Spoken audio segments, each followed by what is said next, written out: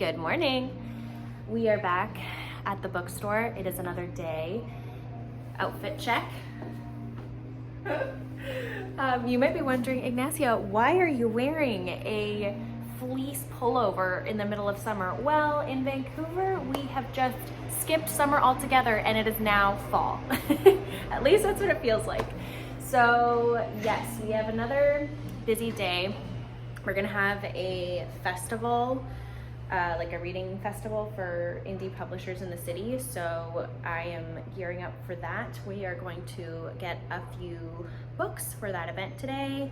And I thought I would actually share with you really quickly the way that we organize the store, because I remember, I think it was CJ and maybe another person, but when, I think it was on my last video here before I knew I would be back, that I briefly shared that the way that we organize the books are based on a general theme that those books share and not necessarily the like genre that they fit into, just to make the browsing experience a bit more interesting and different than what you're used to.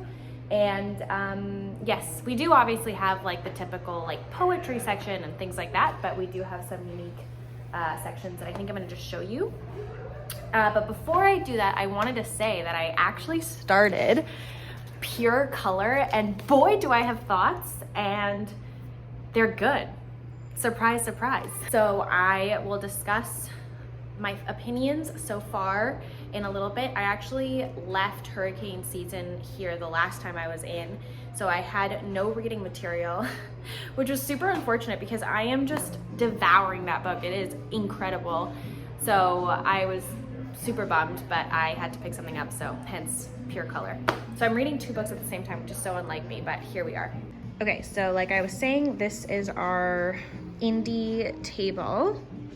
But as for the sections that I was talking about, we've got like the basic ones, like we've got an erotica section, philosophy, but then we've got more interesting ones like observations, where to, books on books, which obviously is books about writing and that craft. Then we've got a justice section.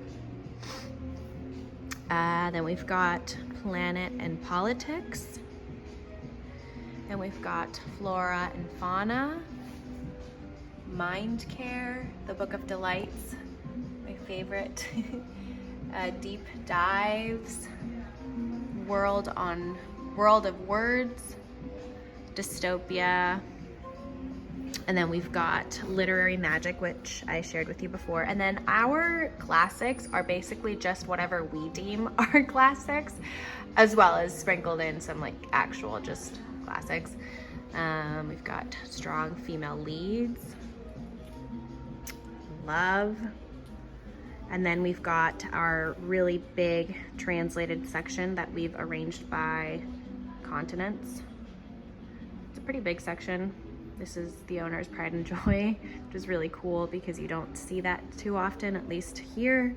And then we've got being human, which is my other favorite section outside of literary magic. And then we've got popcorn reads, on society, Bay, and sweeping stories, and then boys and men. So yeah, and then we've got this main kind of long shelf here, and this just changes periodically. No particular order, I guess. And then we've got our new and notable table, and yeah, there's the beautiful store. Hi friends, it is in fact the next day. I ended up not being able to film yesterday because A, we were really busy, but really my boss decided to pay me a visit, so there was no vlogging involved.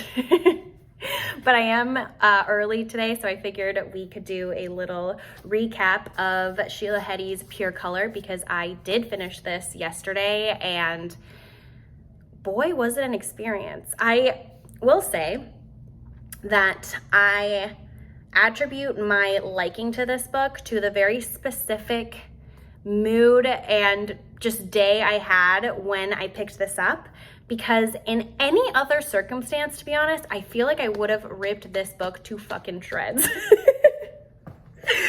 Like, I could just so see myself reading this at another time and been like, what in the actual beep is happening? So I want to be really explicit in this video.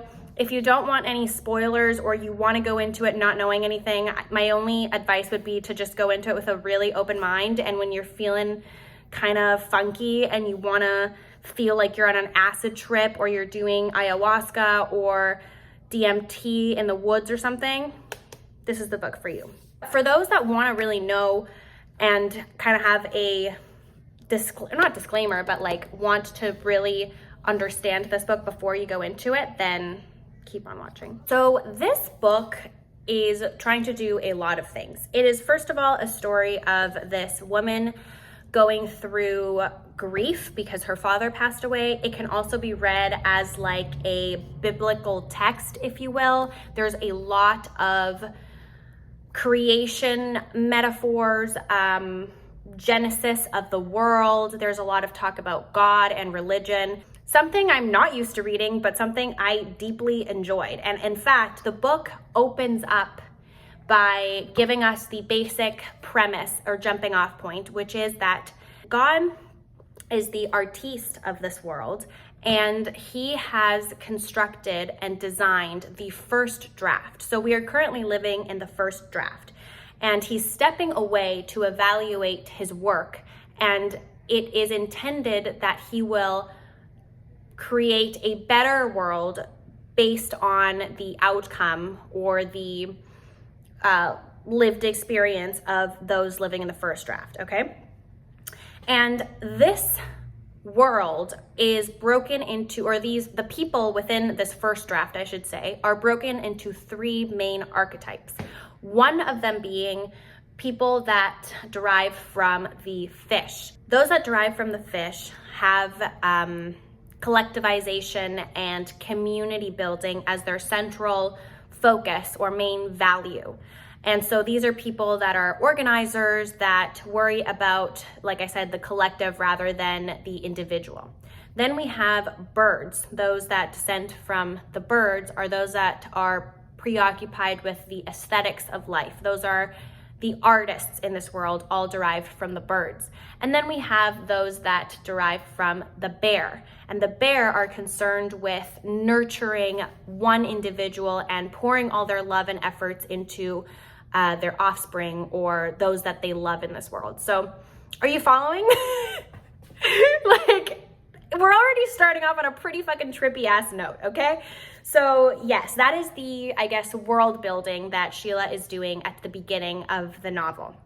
And so our narrator or our protagonist, she is a descendant of the birds, so she is an artist and concerned with the aesthetics of the world, and there's a lot of art talk in this novel and what that means in this context and what that would look like in the second draft, where all of the art that was built or brought to life in the first draft, what will that become? We meet Mira when she is in the early stages of adulthood. She has just started going to a school for critics. So here you can kind of have a sense that this is going to be like a bit of a fable kind of story. This is a time before the internet, and Sheila alludes to this because she makes mention of how during this time in her life, in Mira's life, there was no internet filled with so much hate and an inundation of information that's constantly plaguing us. And there's also mention of the friends that we surround ourselves with are situational because we don't have access to be pen pals with somebody from across the world like we are now because of our phone. So it's kind of interesting how she lets us know when in the timeline of the first draft we find ourselves in, or where Mira finds herself in. So at this time, she also meets her, I guess, love interest / just friend, and she's completely enamored by this woman named Annie. And there were some passages or some lines that describe her intoxication with Annie that I just really loved. Speaking of that, like, unexplainable drawn to someone, and Sheila has a really like poetic and lovely way to speak about our attraction to people in this world, and it was really beautiful. So anyways, that happens. Then we find her a little later in life when her father has actually passed away, and there's beautiful imagery and metaphors that relate to how she feels so deeply and how her father feels so deeply about her. There's a bit of like Freudian sexual situation happening too, which was a bit odd, just part of the Sheila craziness, I guess. So her father passes away, and that tumbles her into this whirlwind connection, I guess, with the passing of her father, with the spirit of her father that ends up, and I quote, ejaculating into her. And so we see this like transmigration of souls, and she now, within her embodied self, live Mira and the spirit of her father. And so she engages in these conversations with her dead father, I guess the spirit of her father, inside a leaf. Yes, you heard that right. Like 40 pages of this book do involve Mira and her father living inside a leaf on this tree that's by a lake that she used to frequent with her father.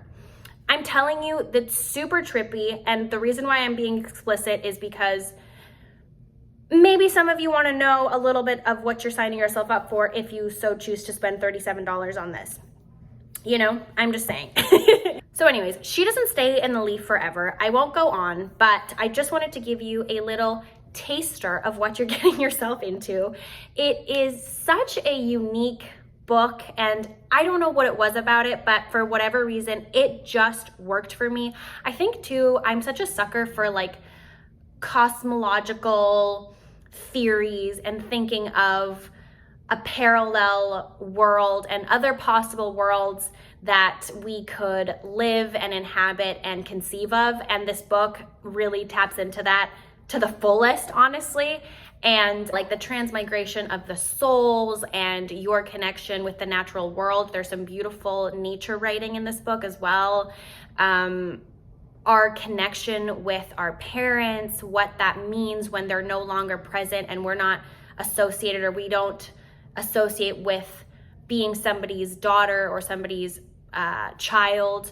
And yeah, it was just so beautifully done and very layered. Like I said, I think the whole like God and religion trope was done really well. And actually the way that Sheila talks about the second draft and how the second draft is coming, you could actually interpret that as being global warming and that how that affects the first draft. And there's just a lot of metaphors and just really interesting ways in which she's talking about our contemporary world and how we exist in this first draft that I just found really compelling, and just a very different voice too than what I'm used to from Sheila Heti. Like you could have plastered another author's name on here and I would have been like, oh yeah, this is such a distinct style, because it's very different from How Should a Person Be? And it is very different from Motherhood, both of which, I mean, we all know how I felt about How Should a Person Be, and truth be told, I thought Pure Color was going to be the exact same vibe and I was gonna have very similar opinions. That was not the case. And Motherhood, I enjoyed while I was reading it, but the more I think about it now, the more I'm like, it was aight. Whereas Pure Color is such a standalone highlight for me and such a unique, precious book that I'm just so happy that I own, and I cannot wait to reread it. I can definitely see many people hating every single chapter of this book. It is also done in that fragmentary style, which is very polarizing. She's talking about a very esoteric, bizarre topic and theme. But if you can look past all of that and really get into it, and you're seeking out something esoteric, like I said, then this is truly the book for you. There's some beautiful writing on like a sentence by sentence level, even if you're not vibing with the subject at hand. The writing is honestly, truly so beautiful. This is actually quite a humorous book too. I mean, there were some lines that had me chuckling out loud. So Yeah. Anyways, that is my review of Pure Color. This has us all surprised and shocked in the best way, and I hope you give it a whirl. If any of this sounded remotely appealing to you, then this is your next read. Now I'm gonna go back to hurricane season because I have about 100 pages left of that, and then we'll see where my reading takes me for the rest of the week. But oh, I cannot stop thinking about this. I cannot stop. It's so good. Man, Sheila, you really keep me on my toes, girl. You really freaking do. I'm reading Red Dog now because I finished hurricane season, but like I just don't have the brain power to talk about it right now. It was phenomenal, like it was good, but it was just so intense and dark that I'm gonna need a minute. So now I'm reading this, but what's really on my mind is Pure Color still. And I said that I was gonna be explicit. Let me turn off the music for a sec. I said I was gonna be explicit, so please fast forward this part because I'm going to talk about the ending, okay? Which I've never done. I'm always like pretty good about like hopefully not spoiling anything and just letting you decide whether you want to read something or not without me giving you everything away. But I'm doing it. I'm giving everything away this time around. And I just really want to do it partly because I want to hear anybody who's read it already what your take was on the ending, because the way that I saw it was that the whole book was actually a fable or a fairy tale or a cautionary tale that the dad is telling to a little girl. And so the dad's intention with this narrative is to illustrate creation as well as our relationship to each other, our parents, this world, the interconnected nature of every living creature on this planet, as well as discussing parallel universes or other ways of existing and creating or different iterations of what this world could look like. I don't know, but that's how I interpreted it. Like the whole thing was actually a narrative that was really beautifully woven together and elaborately crafted by this dad who's telling this little girl this bedtime story. Is that how anyone else read it? Like I'm curious to know. Maybe I'm just super like totally way off and like I don't care, whatever. We all can interpret things differently. Here I am being like there can be no right or wrong, although like I might just be totally wrong. But that's how I read it, and I was like, oh my God, that is so interesting. Like I just did not expect that at all. But again, maybe that's just me. The way that I read it, that reading of it made it all the more like magical and interesting and layered than it already was. But I don't know. Please tell me how you interpreted that ending.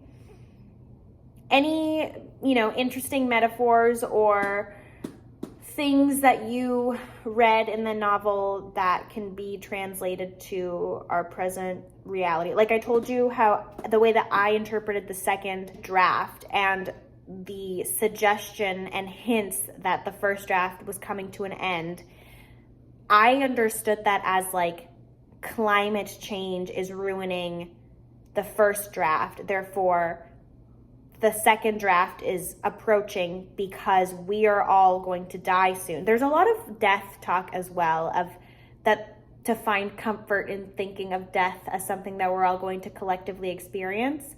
So I thought that, her commentary on death was really interesting. But anyways, back to what I was saying. I interpreted that to mean like climate change is going to be the end of us, which is then going to bring forth the second wave. So anything like that you interpreted and read between the lines that you want to discuss in the comments, please share that away.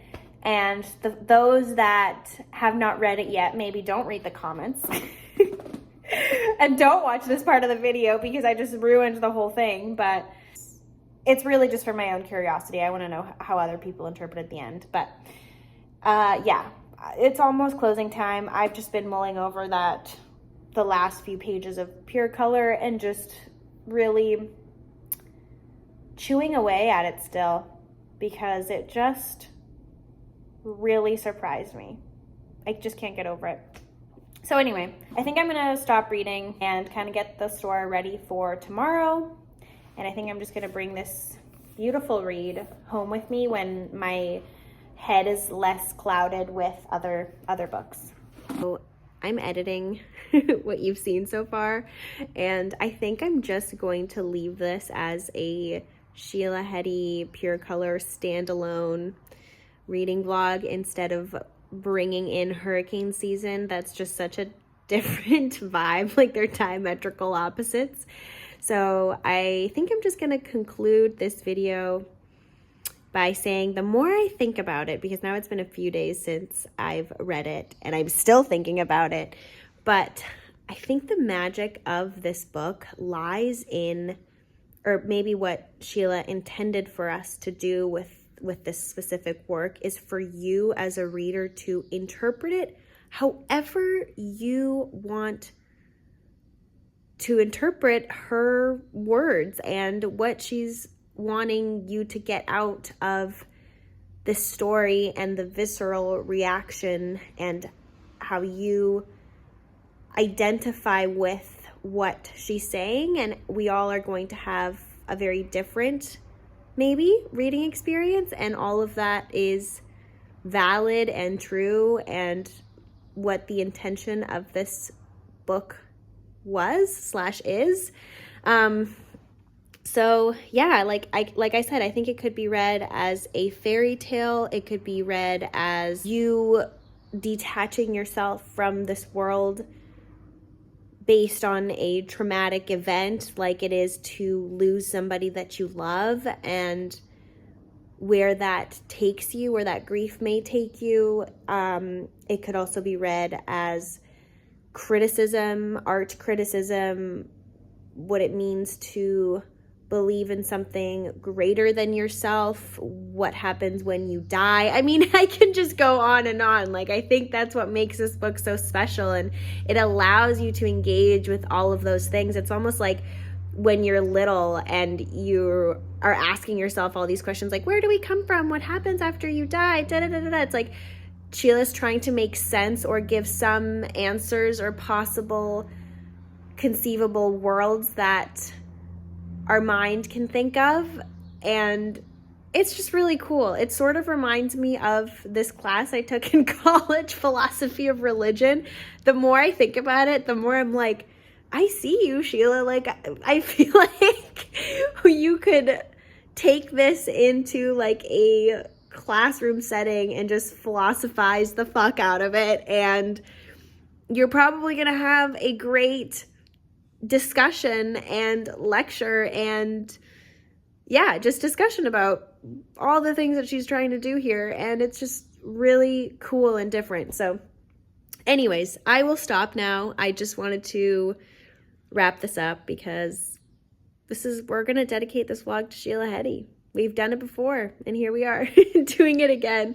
So yeah, please leave your comments downstairs. I'm just so intrigued. I would love to have a just broader conversation about this book, because it's I think that's also the intended purpose of this book, is to discuss among ourselves. So anyway, I hope you're having a lovely day, and we'll see each other soon with my thoughts on hurricane season as well as Red Dock, which I have finished both of those by the time you're watching this. So yeah, talk soon. Bye.